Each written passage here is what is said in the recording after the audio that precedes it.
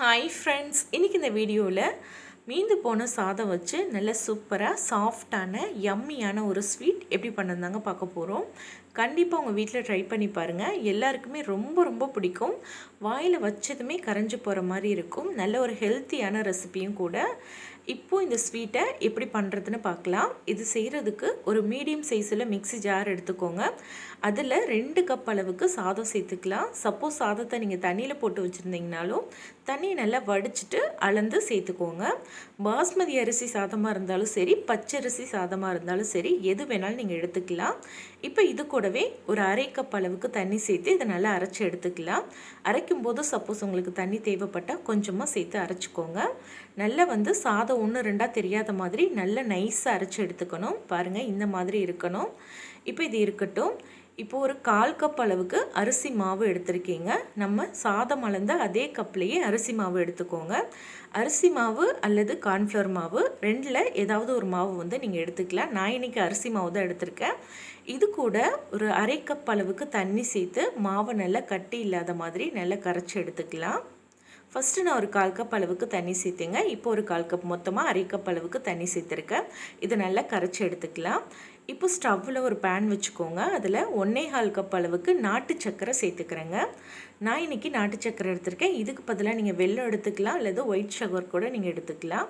இது கூட இப்போ ஒரு 1/2 கப் அளவுக்கு தண்ணி சேர்த்துருக்கீங்க. சேர்த்துட்டு சர்க்கரை நல்லா கரைஞ்சி வரட்டும். சப்போஸ் உங்களுக்கு நாட்டு சர்க்கரையில் மண் தூசி அந்த மாதிரி இருக்க மாதிரி நீங்கள் ஃபீல் பண்ணிங்கன்னா நீங்கள் வடிகட்டிட்டு மறுபடியும் அதே பேன்லேயே சேர்த்துக்கோங்க. இப்போது நான் இது கூட நம்ம அரைச்ச சாதத்தை சேர்த்துடலாம். சாதத்தை சேர்த்துட்டு இதை நல்லா நம்ம மிக்ஸ் பண்ணி எடுத்துக்கலாம். கட்டி இல்லாத மாதிரி நல்லா கலந்து எடுத்துக்கோங்க.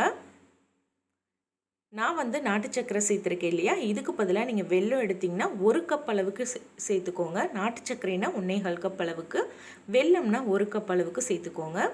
இப்போ இது கூட 1/2 கப் அளவுக்கு தேங்காய் பால் சேர்த்துக்கலாம். எல்லா அளவுகளுமே ஒரே கப்பில் அளந்து சேர்த்துக்கோங்க. நல்ல கெட்டியான தேங்காய் பாலை எடுத்துக்கோங்க. அப்போ தான் டேஸ்ட் ரொம்ப சூப்பராக இருக்கும். இப்போ தேங்காய் பால் சேர்த்துட்டு இதையும் நல்லா நம்ம மிக்ஸ் பண்ணி எடுத்துக்கலாம். கட்டி எதுவும் விழுகாத மாதிரி நல்லா மிக்ஸ் பண்ணி எடுத்துக்கோங்க. இப்போ இது கூட நம்ம கரைச்சி வச்சுருந்த அந்த அரிசி மாவை சேர்த்துடலாம். அரிசி மாவு சேர்த்துட்டு இதையும் நல்லா நம்ம மிக்ஸ் பண்ணி எடுத்துக்கலாங்க. கட்டி எதுவும் விழுகாத மாதிரி நல்லா மிக்ஸ் பண்ணிக்கோங்க. இது செய்கிறதுக்கு நீங்கள் நான்ஸ்டிக் பேன் எடுத்திங்கன்னா இன்னும் உங்களுக்கு ஈஸியாக இருக்கும். நான் ஸ்டீல் பேன் எடுத்திருக்கேங்க. அதனால் நல்லா கைவிடாமல் நம்ம கலந்து கொடுத்துக்கிட்டே இருக்கணும். இல்லைன்னா உங்களுக்கு பார்த்தீங்கன்னா அடிப்பிடிக்க சான்ஸ் இருக்குது. நம்ம சாதத்தில் செய்கிறோம், தேங்காய் பால் எல்லாம் சேர்த்துருக்கனால சீக்கிரமாக அடிப்பிடிக்க வாய்ப்பு இருக்குது. அதனால் கைவிடாமல் நல்லா கலந்து கொடுத்துக்கிட்டே இருக்கணும். சாதத்தில் பார்த்தீங்கன்னா நான் உப்பு சேர்த்துருக்கேன். அதனால் இதில் நான் உப்பு சேர்க்கலை. சப்போஸ் நீங்கள் சாதத்தில் உப்பு சேர்க்காமல் இருக்கீங்க அப்படின்னா இது கூட ஒரு சிட்டிகை அளவுக்கு உப்பு சேர்த்துக்கோங்க. அப்போ அந்த ஸ்வீட்னஸை நல்லா உங்களுக்கு தூக்கி கொடுக்கும். இப்போ இதை நம்ம நல்லா கெட்டியாகிற வரைக்கும் கைவிடாமல் கலந்துக்கிட்டே இருக்கணும். இது நல்லா கெட்டியாகி வர்றதுக்கு ஒரு 5 நிமிஷமாவது டைம் எடுத்துக்கோங்க. இப்போ இது கூட நான் ஒரு 1/2 டீஸ்பூன் அளவுக்கு ஏலக்காய் தூள் சேர்த்துருக்கேன். இப்போ பாருங்கள், ஓரளவுக்கு கெட்டியாயிருக்கு. இது இன்னுமே நல்லா கெட்டியாகி கடாயில் ஒட்டாத பதம் வரணும். ஸோ அது வரைக்கும் நம்ம நல்லா மிக்ஸ் பண்ணிக்கிட்டே இருக்கணும். நம்ம நாட்டு சர்க்கரையில் செய்கிறதுனால அதுவே நல்ல கலர் கொடுக்குதுங்க. ஒருவேளை நீங்கள் ஒயிட் சுகரில் செய்கிறீங்கன்னா கலர் பவுடர் கொஞ்சமாக சேர்த்துக்கோங்க. இப்போ இது கூட ஒரு டீஸ்பூன் அளவுக்கு நெய் போட்டுட்டு இதை நல்லா நம்ம மிக்ஸ் பண்ணி எடுத்துக்கலாம். மொத்தமாகவே இதுக்கு பார்த்தீங்கன்னா ஒரு 2 டேபிள் ஸ்பூன் அளவுக்கு தான் நெய் தேவைப்படும். இதுவுமே ஆப்ஷனல் தான். நீங்கள் விருப்பம்னா சேர்த்துக்கலாம், இல்லைன்னா இதையும் கூட நீங்கள் ஸ்கிப் பண்ணிக்கலாம். இப்போ நெய் சேர்த்துட்டு இதை நல்லா நம்ம மிக்ஸ் பண்ணி எடுத்துக்கலாங்க. இப்போ பாருங்கள், உங்களுக்கு தெரியும் சரியாக ஒரு 5 நிமிஷம் ஆயிருக்கு. இப்போவே நல்ல ஒரு கெட்டியான பதத்துக்கு வந்திருக்கு. இன்னும் ஒரு நிமிஷத்துக்கு மட்டும் இதை நல்லா நம்ம மிக்ஸ் பண்ணி எடுத்துடலாம். இன்னும் கொஞ்சம் கெட்டியாகி வந்ததுக்கப்புறமா நம்ம ஸ்டவ் ஆஃப் பண்ணிக்கலாங்க. கைவிடாமல் கலந்து கொடுத்துக்கிட்டே இருக்கணும். அதுதான் ரொம்ப முக்கியம். ஏன்னா கீழே உங்களுக்கு அடிப்பிடிக்க வாய்ப்பு இருக்குது. ஸோ இப்போ பாருங்கள், நல்லாவே கெட்டியாகி வந்திருக்கு.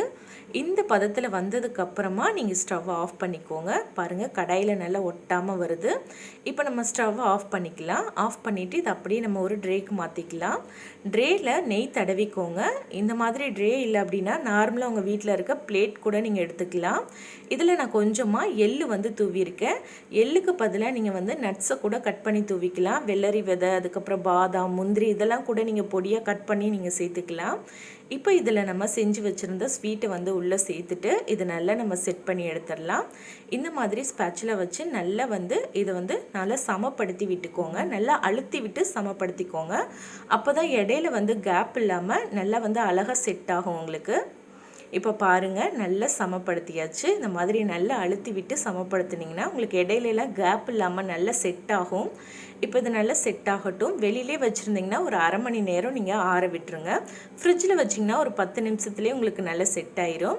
இப்போ பாருங்கள், நான் வெளியில் தான் வச்சுருந்தேன். நல்லா வந்து செட் ஆகிருக்கு.